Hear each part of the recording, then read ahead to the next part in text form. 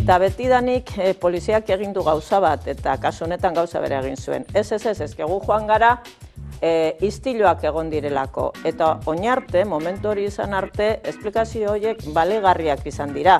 Beti olako esplikazioarekin ez da egon inongo arazorik.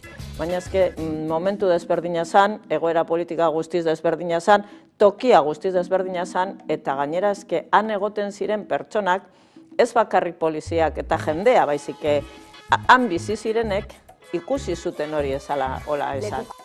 Normalean danak ikusi ditugu ertzaintzak furgoneta desberdinetan grabatzen egiten ari daudien gauza guztiak.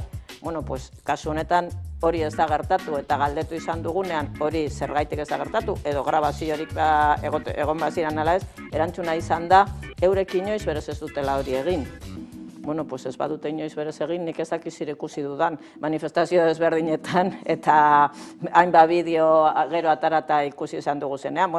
Dago gauza bat erabili izan dana eta da pelotero eta pelota, gomazko pilota. Nik irakurri nuen garak argitaratu zuen karta bat, Teo Santos ertzainarena, eta karta horretan horrek esaten zuen honek, Jorge Aldekoak, agindu konkretu batzuk emon zituztela gau horretan pelotarekin, eskopeteroarekin eta gauzarekin gauza konkretu batzuk egin behar zirela eta beste gauza batzuk ez. Eta agindua zerbaitik emon zan, nik argi daukat toki konkretu bat zegoelako, eta da herriko, entzuten danean elkarrizketa esaten du sartu herrikora.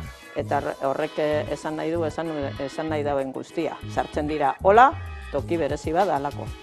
Eta fiskala ez da agertu ere egin, ez ditu probak eskatu. Egon danean, oso momentu konkretu batzuetan, ez du inongo galderarik egin. Orduan, niretzako neko gauza esanguratsua da, eta nik uste dut esan behar dana da, fiskal horrek hitz egiten du, jakin gabe prozeduran zer gertatzen ari dan.